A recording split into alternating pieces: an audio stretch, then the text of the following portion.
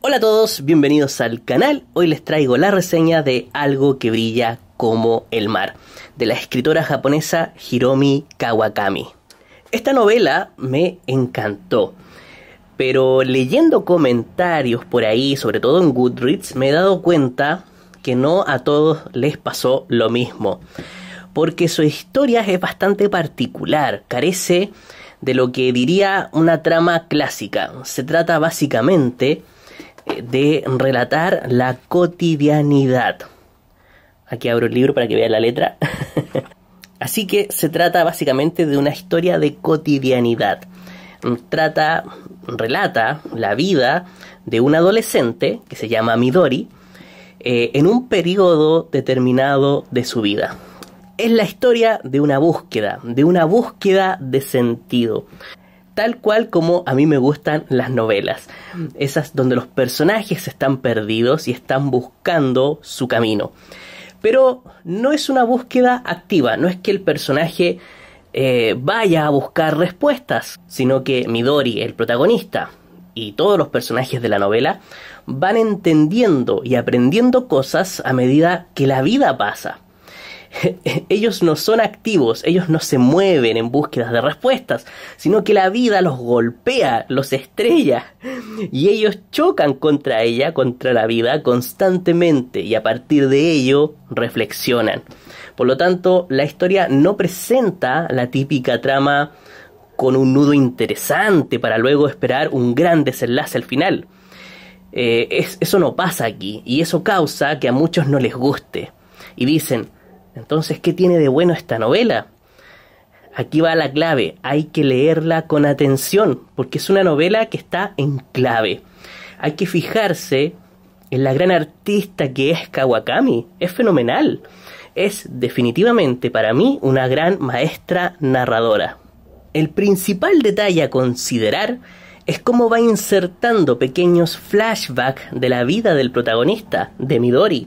La autora sabe utilizar muy bien los flashbacks como herramienta. Por ejemplo, Midori tiene dos amigos. La primera se llama Misue Hirayama y el segundo Hanada.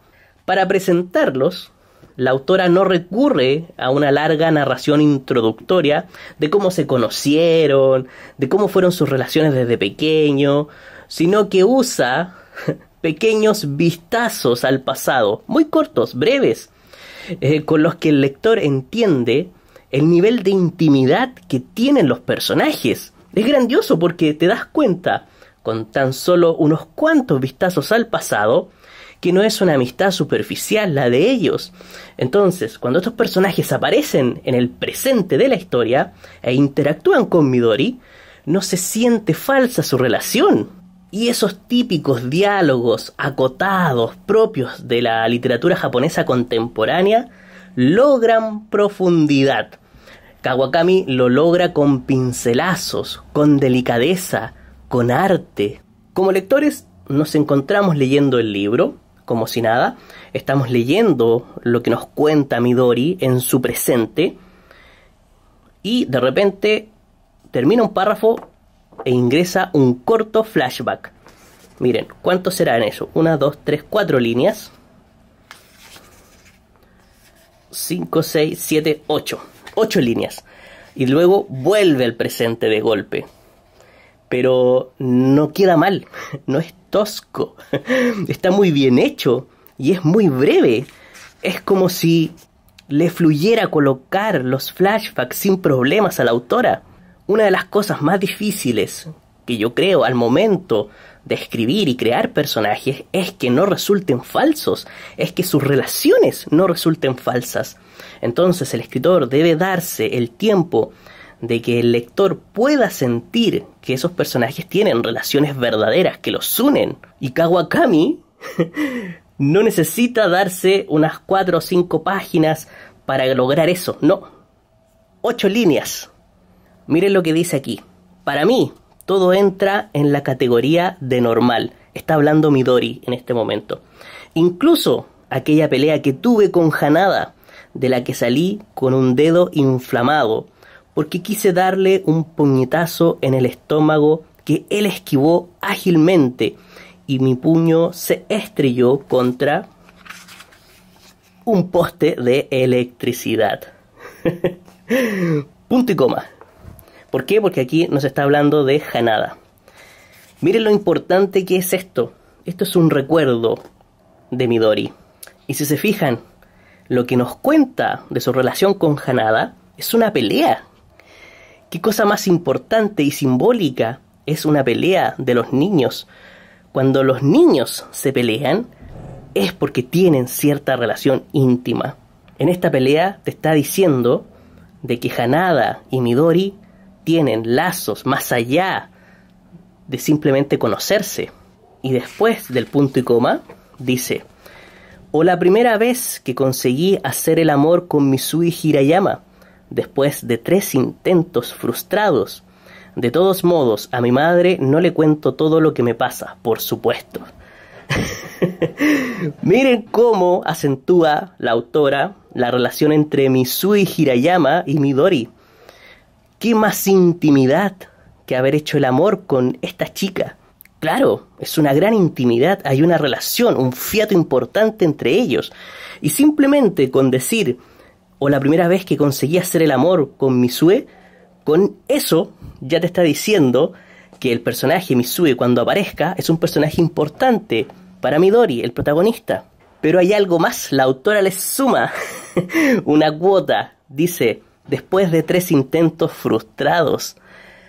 No lo logró a la primera, no lo logró a la segunda, sino que a la tercera. No logra conectarse con ella a la primera, le cuesta, incomunicación. Hay un problema entre ellos dos. Y la autora con un pincelazo lo deja claro. Si lees con atención, te puedes dar cuenta de muchas cosas que están a simple vista, pero la autora escribe de una manera tan sutil y que parece tan liviana que parece que aquí no hay nada cuando nos está contando muchas cosas. Bien, como les decía, la vida de Midori es una vida normal, cotidiana. La autora en la primera página nos dice de qué tratará la novela. Es una vida normal, simplemente, pero dentro de la normalidad se encuentra lo extraordinario, lo complejo, lo enrevesado del ser humano. Primera página de la novela. Primera. Aparece la mamá de Midori y le dice: ¿cómo te ha ido el día? Me pregunta mi madre todos los días. Bien, normal, le respondo yo. Bien y normal. Siempre las 2 mismas palabras. Las ocasiones en las que le doy una respuesta diferente se pueden contar con los dedos de una mano. Cuando tengo que responderle otra cosa, como fatal o muy bien, intento no tenerla delante. ¡Tarán! Aquí lo está diciendo la autora. De eso se trata la vida. ¿Por qué? Porque para Midori, así es la vida. Es normal. No tiene emociones, no tiene nada que la destaque. Y por ende, él es el narrador, y eso es lo que nos vamos a encontrar aquí. Pero su madre dice otra cosa, ojo. En la primera página su madre dice otra cosa. Cada vez que le respondo bien, normal, me lanza una mirada escéptica. Ya, dice. Bueno, pues me parece estupendo, pero yo sé que es mentira. A mi madre no le gusta esa respuesta. Le encantaría decirme que la vida es mucho más que normal. ¿Ven la clave? ¿Ven el lenguaje en clave que usa Kawakami? Te está diciendo que lo que vas a leer en la novela parece normal, pero la vida es mucho más que normal. Lee con atención, ojo, puedes sorprenderte con cosas cotidianas. De esta forma, Midori nos empieza a narrar su historia, dando siempre esos pequeños saltos al pasado para ampliar el tiempo narrativo, porque la idea de una historia solo de adolescencia, de la adolescencia de Midori, se queda un poco corta a mi parecer, porque es una historia no solo de su adolescencia, es una historia sobre la vida de Midori, es toda su vida. ¿Por qué? Porque va constantemente del presente al pasado, a cuando era niño, del presente al pasado, de la adolescencia a la niñez, y eso abarca un periodo de tiempo mucho más extenso. Es la vida, no es solo la adolescencia, porque en apariencia es un relato de adolescencia, pero es la vida entera, solamente que está contado de forma intercalada. Por lo tanto, tiene ese carácter que me gusta mucho también de historia de formación, el clásico Bildungsroman. Así que ojo, cuando lean la novela tienen que prestar atención a los detalles, si no se van a aburrir. Por ejemplo, hay 4 elementos a los que deben estar muy atentos. El agua, la presencia del agua a cada instante. ¿Qué significa el agua? Los animales, no solamente que están presentes en todo el tiempo en la novela, sino también que la autora los utiliza para comparar rostros, para hacer comparaciones entre personajes. La vegetación, las flores, los árboles y la comida. La historia está plagada de ellos y sus simbolismos. Además, los utiliza muy bien como herramienta narrativa. Por ejemplo, la historia tiende a ser muy introspectiva. El narrador, Midori, lo es. Por lo tanto, la historia lo es, porque él es introspectivo. Por lo que su relato da la sensación de encierro, de estar entre 4 paredes todo el tiempo. Y no te das cuenta como lector cómo quedas encerrado con Midori allí adentro, en sus pensamientos, en sus diálogos. ¿Y qué es lo que hace la autora? Cambia el plano de observación del protagonista. Deja de mirar hacia su interior. Y esa caja en la que está encerrado, esas paredes que se forman a su alrededor, esa campana de cristal, se rompe con vistazos hacia elementos de la naturaleza. Por ejemplo, de repente Midori está dentro de su casa encerrado, pensando todo el tiempo, y la autora cambia la perspectiva y apunta hacia el jardín, hacia unas flores que se están mojando bajo la lluvia. Rompe la perspectiva, nos saca de la escena en el interior de su hogar, rompe esa pared y amplía el escenario. Es un efecto precioso que está en toda la novela. Por ejemplo, está en la azotea de la escuela con sus amigos y está ahí encerrado en sus diálogos y pensamientos, y de pronto aparece una paloma que quiebra ese cristal, que quiebra esta pared, esta perspectiva interior, y aparece la paloma. Viene del exterior y te das cuenta que todo el tiempo hubo un cielo azul sobre los personajes. ¿No te habías dado cuenta de que los personajes estaban bajo un precioso cielo azul? Porque tu perspectiva estaba encerrada en los cuestionamientos de Midori, pero apareció esa ave y te amplió la perspectiva.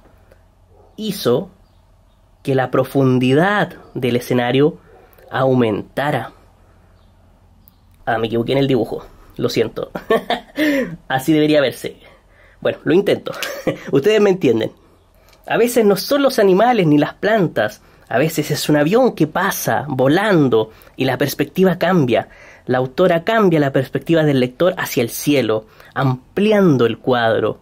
Es un bonito efecto, porque en ese momento te das cuenta, tomas conciencia de haber estado atrapado aquí con Midori, en un cuarto oscuro y pequeño, cuando el mundo es mucho más amplio. Y para eso la autora usa animales, flores, árboles, cambia la mirada de los protagonistas. Es precioso. Ahora bien, para mí es una obra cuya temática principal es la incomunicación, la incapacidad de conectar con el otro y con la sociedad. Por lo tanto, también estamos hablando de soledad, ¿verdad? Cuando no te puedes comunicar con los demás, aflora la soledad, aflora el sentimiento de aislamiento. Esas serían para mí, a mi parecer, los temas principales de la novela. Y la autora no hace recaer esos temas en un solo personaje. No es Midori, como protagonista, el que debe soportar toda esa carga. La autora distribuye el peso en el abanico de personajes que rodean al protagonista. Bien, para ser más esquemático, aquí les puse 5 personajes, no los puse todos por tema de espacio. Puse los 3 principales, Mitsui Hirayama, Midori, Hanada, que son los 3 adolescentes principales de la historia. Un poquito más atrás, pero que no alcanzan a ser secundarios, sino que son bastante importantes para la historia, Otori, Aiko, que no les voy a decir qué relación tienen con Midori, porque si se las digo les voy a arruinar la novela. Por cierto, no lean la sinopsis que está atrás porque arruina todo. Si tienen la novela, esto de aquí no lo lean, porque No, porque las cosas hay que descubrirlas paso a paso. Entonces, hagamos cuenta que esta línea que dibujé aquí arriba son las típicas temáticas que se utilizan en la literatura japonesa contemporánea. Y en algunas novelas de este estilo sucede esto, que todas las temáticas, la lluvia de temáticas, todas, absolutamente todas, recaen en el protagonista y se llena de un peso innecesario, se centran demasiado en él, se sobrecarga. Pero nuestra querida Kawakami, como gran narradora, se da cuenta de ello y hace en esta novela una cosa muy inteligente. Ya borré todas las líneas. ¿Qué es lo que hace Kawakami? Ya no recarga a Midori con todos los problemas. Claro, él está alienado y tiene ciertos problemas existencialistas, su búsqueda del sentido, su inconexión con los demás. Pero hay otros personajes que también tienen problemas, como Hanada. Mitsuye también representa ciertos problemas típicos de ese Japón contemporáneo. Y también Otori. Y también Aiko. Y ya no está todo sobre Midori. Los ha repartido. Hay un equilibrio muy hermoso en la novela. Y esto es muy bueno porque descentraliza las temáticas y hace interesantes a los otros personajes. Les da profundidad a todos. Todos son interesantes de analizar. Y de esa forma también puede abordar más temáticas. Claro, porque no las centra todas en un solo personaje. Aborda, por ejemplo, los problemas entre la transición de una cultura japonesa tradicional a una moderna. Trata los problemas de identidad, de conexión íntima con los demás, la falta de pertenencia, la falta de individualidad como ser, el dejar de ser yo para formar una masa con todos. Trata los problemas de responsabilidad, también está muy marcado ahí, junto con otro tema importante para la época, el de la familia disfuncional. Ese tema es súper importante en la novela, pero no puedo entrar en él ahora porque ustedes lo tienen que averiguar. Lo van a averiguar en cuanto lean las primeras páginas de la novela. Como les decía, es una novela de incomunicación, de dificultades para expresarse.